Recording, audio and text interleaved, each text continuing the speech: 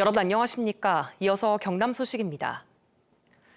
자연환경과 경관이 빼어난 고성과 밀양 양산에는 서울 여의도 면적의 30배를 넘는 96제곱킬로미터가 도립공원으로 지정돼 있습니다. 하지만 도립공원 지정 이후 후속 사업은 제대로 되지 않아 재산권 침해 논란이 끊이질 않습니다. 천연수 기자가 취재했습니다. 1300년 역사의 항일운동 성지인 옥천사를 품은 고성 연화산 도립공원입니다. 공원 입구 지원 시설 지구는 찾는 손님이 없어 텅 비었습니다.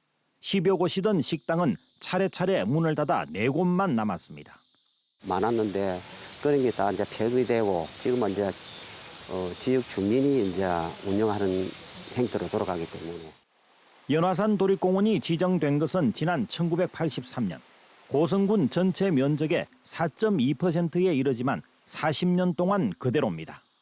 연화산 도립공원 입구에는 숙박시설이 2개나 있었지만 지금은 영업을 하지 않고 있습니다. 언제 문을 닫았을지 모를 정도로 오래 지나 폐허로 변해가고 있습니다. 연화산 도립공원 면적의 4분의 1을 소유한 불교종단은 산과 계곡, 사찰을 결합한 힐링 관광을 제안해왔지만 지금껏 달라진 것이 없습니다. 옥천사와 도립공원을 잘 연결하면은 문화와 한국이 혼이 살아있고 힐링할 수 있는 좋은 도립공원이 될 것 같습니다. 밀양과 양산시에 걸쳐진 74제곱킬로미터 면적의 가지산 도립공원. 양산시의 경우 전체 면적의 12%가 도립공원입니다.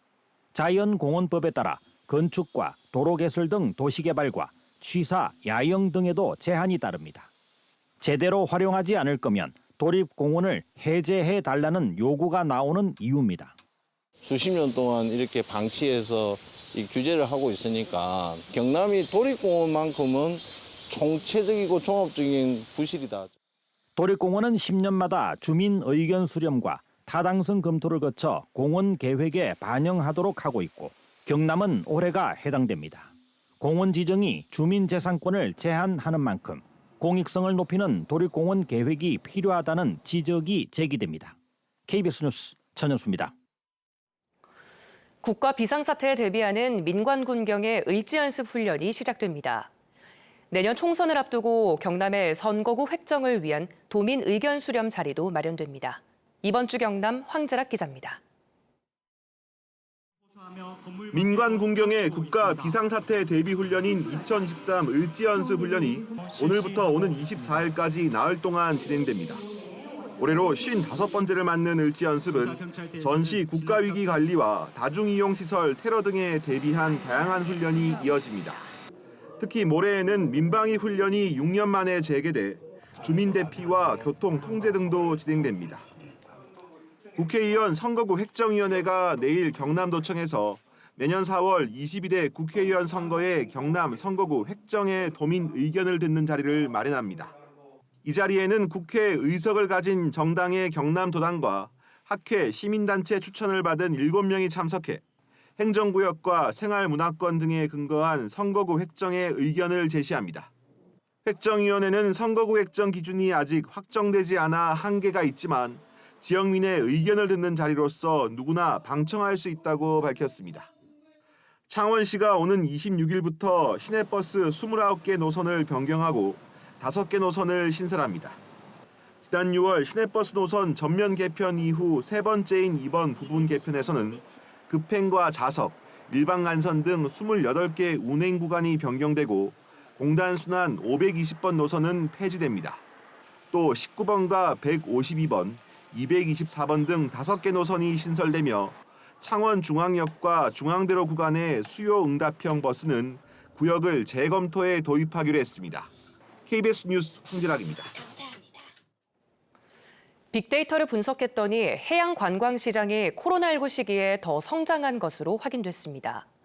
성장을 거듭하며 지난해 우리 해양 관광 규모는 37조 4천억 원을 넘어섰습니다. 강지아 기자가 취재했습니다. 해안가에서 먹고 마시며 해양 레포츠를 즐기고 쇼핑하고 숙박하고 이런 해양 관광의 규모는 얼마나 될까? 한국해양수산원이 추정한 지난 한 해 규모는 37조 4,400억 원. 최근 5년 동안 신용카드 매출액 빅데이터를 기반으로 연안 지역 462개 행정동의 해양 관련 업종을 분석한 것입니다.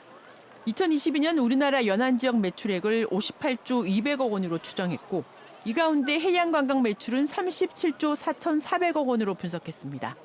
연안 지역 매출액의 64%가 관광 매출이라는 이야기입니다. 연도별로 보면 2018년 29조 3천억 원, 2019년에는 29조 9천억 원 수준이었으나 2020년에는 코로나19 여파로 감소했습니다. 그러나 이듬해인 2021년에는 31조 3,300억 원으로 1년 전보다 9% 넘게 늘더니 사회적 거리 두기가 해제된 2022년에는 20% 가까운 증가세를 보였습니다. 코로나 때는 좀 이제 비대면 관광이라든지 자연을 중심으로 하는 관광들이 좀 많아지다 보니까 바다가 가지는 개방성 이런 것 때문에 이제 바다에 오는 연안 지역을 방문하는 관광객들이 늘어난 것으로 좀 추정을 하고 있습니다. 지역별로는 2022년 기준 부산이 5조 7,200억 원으로 가장 컸고 경남이 5조 2,700억 원, 전남이 4조 9,100억 원 순이었습니다. 기장에서 해운대, 광안리, 영도와 송도까지 해안선을 따라 도심과 함께 관광 상품을 개발한 것이 효과를 발휘했다고 분석했습니다. 업종별로는 음식 업종이 약 20조 원으로 전체 54%를 차지해 가장 많았습니다. 한국해양수산개발원은 우리나라에서는 처음으로 이뤄진 이번 연구로 해양 관광의 주축이 되는 연안과 어촌에 대한 투자가 지역 발전에 크게 기여하고 있다고 설명했습니다. KBS 뉴스 강지아입니다. 오늘도 무더위는 계속됩니다. 현재 우리 지역에 폭염특보가 내려져 있는 가운데 습도가 높아서 체감온도는 더욱 높겠는데요. 밀양의 한낮 기온이 35도까지 오르는 등 대부분 지역에서 33도 안팎으로 무덥겠습니다. 더위에 건강 상하지 않게 각별한 유의가 필요하겠습니다. 한편 기온이 크게 오르면서 서부 내륙을 중심으로는 곳곳으로 소나기 지나는 곳이 있겠는데요. 예상되는 강수량은 오후 한때 5에서 40mm 정도입니다. 자세한 지역별 기온 살펴보겠습니다. 오늘 우리 지역은 동해상에 위치한 고기압의 가장자리에서 맑은 하늘 드러나겠습니다. 현재 기온 창원이 30도, 밀양이 29도를 보이고 있고요. 한낮에는 창원이 32도, 창녕이 34도로 어제와 비슷하거나 조금 높겠습니다. 서부 지역도 진주가 30도, 합천이 29도로 출발하는 아침이고요. 한낮에는 진주가 33도, 합천 34도 예상됩니다. 바다의 물결은 먼바다를 중심으로 최고 1.5m로 비교적 잔잔하게 일겠습니다. 수요일과 목요일 사이에는 우리 지역에 비 소식이 있겠습니다. 날씨였습니다. 경남 지역 동물병원의 초진 진료비가 시군별로는 많게는 2배 넘게 차이 나는 것으로 조사됐습니다. 농림축산식품부가 전국 동물병원 1000여 곳의 초진 진료비를 조사한 결과 진주 지역이 평균 15,000여 원으로 고성 지역 6,000여 원보다 2.4배 높은 것으로 나타났습니다. 경남 전체 동물병원의 초진 진료비는 평균 1,800여 원으로 전국 평균과 비슷한 수준이었습니다. 남해군이 이달부터 오는 12월 중순까지 넉 달 동안 진행하기로 했던 남해대교 전면 통제를 오는 10월로 연기했습니다. 남해군은 애초 다리 보수 공사와 관광 자원화 사업을 넉 달 동안 추진하려 했지만 주민 불편 등을 고려해 보수 공사 때만 통제하기로 했습니다. 창원시가 지난달 제주도에서 몽키 바나나 묘목 50그루를 사들여 농업기술센터 시설하우스에서 재배를 시작했습니다.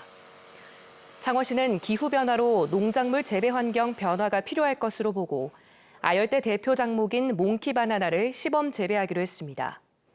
창원시는 3년 뒤쯤 창원에서도 몽키 바나나가 성공적으로 열릴 것으로 보고 있습니다.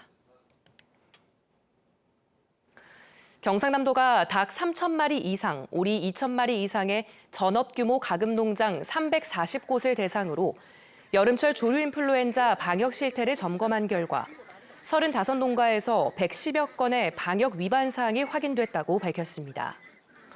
주요 위반 사항은 방역실과 사육시설 등의 출입관리와 야생 조수류 차단시설 미흡, 소독 기록관리 미흡, CCTV 보관 의무 위반 등입니다.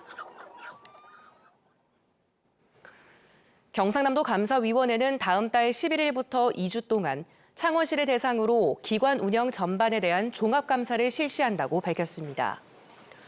도감사위는 경상남도와 창원시 홈페이지에 개설된 감사반장에게 바란다를 통해 부조리 신고를 접수하고 감사 기간에는 전화 신고도 접수합니다. 도감사위는 적극 행정에 대해서는 면책 제도를 적용한다고 밝혔습니다. 농업 문화유산으로 지정된 고성군 둔벙을 소재로 한 생태체험 프로그램이 개발됐습니다. 고성군은 오는 9월 중순부터 전통 농업용 무릉덩이인 둔벙에서 가족 단위로 생태를 체험하는 프로그램을 운영하기로 했습니다. 고성군은 지난 2020년부터 3년간 문화체육관광부 생태녹색관광 육성사업 공모사업에 선정돼 생태관광 지도사 양성 사업을 추진해왔습니다. 경상남도가 2023년 모다드림 청년통장 사업 참가자를 다음 달 1일부터 모집합니다. 모다드림 통장은 선정된 청년이 매월 20만 원을 적립하면 경남도와 시군이 20만 원을 추가 적립해 2년 후 만기금 960만 원을 지급하는 형태입니다. 참여를 희망하는 청년은 다음 달 17일까지 신청할 수 있고 10월 중 지원 대상자 500명이 확정됩니다. 함양군이 산업통상자원부 등이 주관하는 신재생에너지 융복합 지원 공모사업에 선정돼 국비를 지원받습니다. 함양군은 내년부터 군비와 자부담 등 총 사업비 40억 원을 들여 11개 읍면에 태양광 410곳, 태양열 14곳 등 신재생에너지 설비 설치를 지원할 계획입니다. 뉴스를 마칩니다. 시청해주신 여러분 고맙습니다.